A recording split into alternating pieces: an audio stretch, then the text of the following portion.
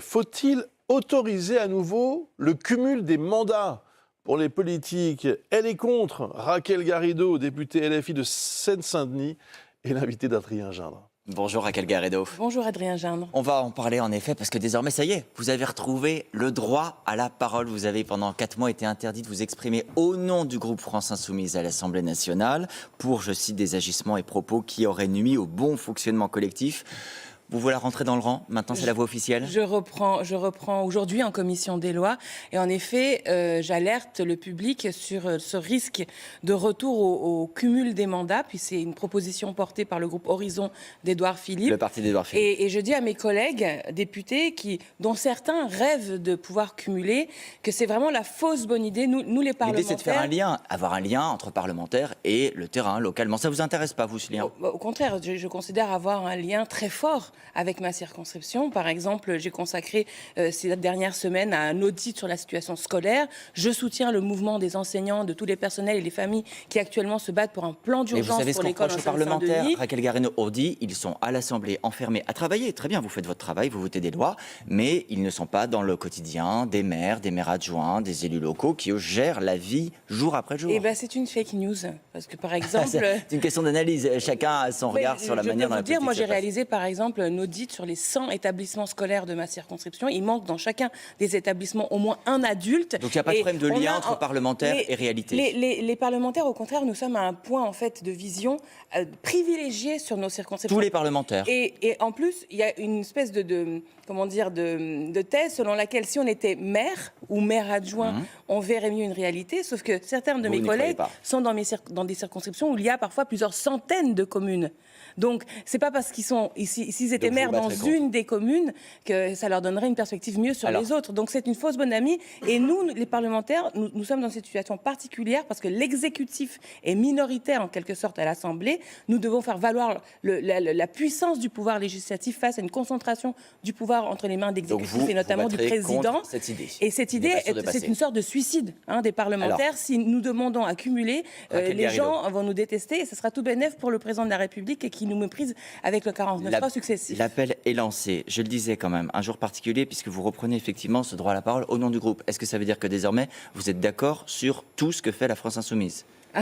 Heureusement qu'on a une libre conscience, tous autant qu'on est. Vous avez été sanctionné la dernière fois pour l'avoir exprimé. Malheureusement, et je pense que, c'est à tort.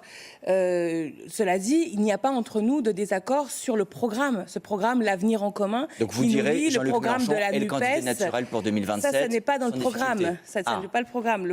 Donc vous ne dites pas Jean-Luc Mélenchon est le candidat naturel pour 2027. Moi, j'ai toujours dit que nous étions un parti programme. Et d'ailleurs, on l'a toujours proclamé. Même Jean-Luc Mélenchon, dans les meetings, disait ne scandez pas mon nom, ne scandez pas non. C'est ce qui nous différencie d'ailleurs de cet esprit de la monarchie présidentielle de la Ve République. Nous sommes pour la 6e République. Jean-Luc Mélenchon ne doit pas non plus être un monarque à la France Insoumise. Il faut que, pour 2027, je crois que ce qui est attendu de nous, c'est un chemin vers la victoire. C'est ça qui est attendu de nous. Pour moi, les 26% réalisés par la NUPES à l'élection législative et le fait qu'on ait engrangé suffisamment de force pour mettre minoritaire le président à l'Assemblée nationale, c'est pour le moment le meilleur chemin. Alors certes, vous dites NUPES, ça veut dire toute la gauche et pas que les Insoumis. Nous sommes actuellement en échec, il faut le dire, parce qu'aux élections européennes, nous partons séparés. Cependant, pour la grande campagne de 2027, je continue de plaider pour que nous soyons ensemble. Y compris avec quelqu'un d'autre que Jean-Luc Mélenchon. Et ça peut être Jean-Luc Mélenchon, ça peut être d'autres. Je pense que la force du premier parti de la gauche que nous sommes, c'est d'avoir plusieurs cartes en main. Alors Raquel Garrido, je voudrais aussi vous entendre sur certaines des actions récentes de la France Insoumise. Quand il y a par exemple, vous parliez des européennes, cette campagne qui cible nommément des personnalités politiques et des journalistes. Par exemple, notre consort de France Télévisions, Nathalie Saint-Cric, elle vote et vous. Sous-entendu, c'est une adversaire politique, on doit la combattre. Est-ce que vous soutenez cette manière de faire? Écoutez, il y a 50 millions de personnes en France qui sont en âge et en droit de voter. Il y en a 47,5 millions qui sont inscrits sur les listes électorales, donc 2,5 millions qui ne le sont pas. Et donc la réponse à ma question. Il y a un enjeu. Non mais ça vous intéresse le sujet des 2,5 millions qui sont pas inscrits. Oui, la question c'est la méthode. Je vous interroge sur la méthode. Est-ce que c'est en ciblant des journalistes que vous arrivez à vos fins? En tout cas, ça fait parler. Oui. Ça fait parler, c'est sûr. Donc de ce point de vue, en termes de com, faire le buzz, c'est forcément bien.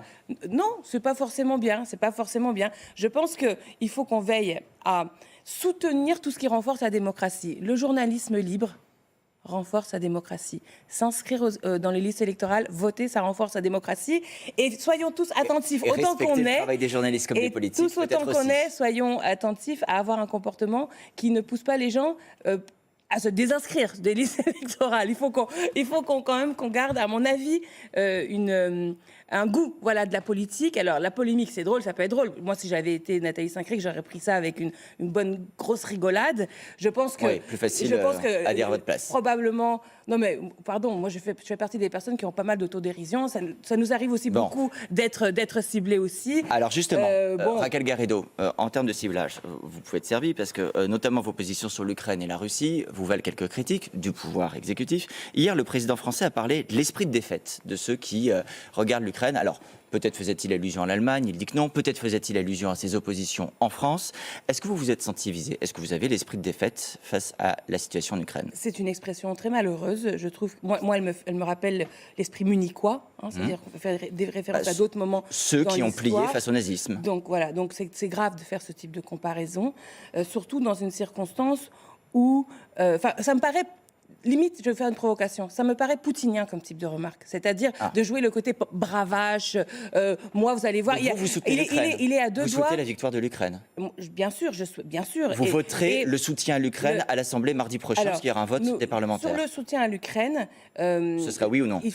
Justement, c'est ça aussi qui est un peu compliqué. C'est le concept du vote. Non, le concept du vote, c'est que le vote doit venir après un examen, une délibération. C'est ça la qualité démocratique. Il y aura un débat à l'Assemblée et vous pourrez voter à l'issue, notamment sur les 3 milliards d'aide à l'Ukraine. Alors justement, sur les 3 milliards, c'est très important ce que vous dites là. Parce que les 3 milliards, pour l'instant, moi, j'en ai pas vu la couleur. Je n'en ai pas vu la couleur. Ils sont pour les Ukrainiens. Mais je parle pour les Ukrainiens, j'en ai pas vu la couleur. On vous demandera de soutenir. Alors, non mais, pardon, là je parle aux journalistes. Vous ne répondrez pas à la question pour... Je parle aux journalistes. Bon. Vous savez ce que c'est les 3 milliards? C'est un programme d'aide à l'Ukraine. On va s'arrêter là, Raquel Garrido, parce qu'on ne va pas faire le débat avant le débat à l'Assemblée dans une semaine, mais je comprends bien que vous ne direz pas quelle sera votre position. Pour les Français, ça les intéresse de savoir si oui ou non, il y a 3 milliards du budget de l'État pour l'Ukraine. Voilà, aujourd'hui, cette question mais vous ne nous direz pas a si été vous abordée. Pour ou contre. Écoutez, je vous donne mon avis. Moi, je ne suis pas pour que l'Ukraine rentre à l'OTAN. Je ne suis pas pour que l'Ukraine rentre à l'Union européenne. Je suis en revanche pour que pleinement nous soutenions l'Ukraine afin que ses chances de victoire militaire soient renforcées. Merci Raquel Garrido. Et donc rendez-vous pour le vote dans une semaine à l'Assemblée. La suite, c'est avec vous, Bruce.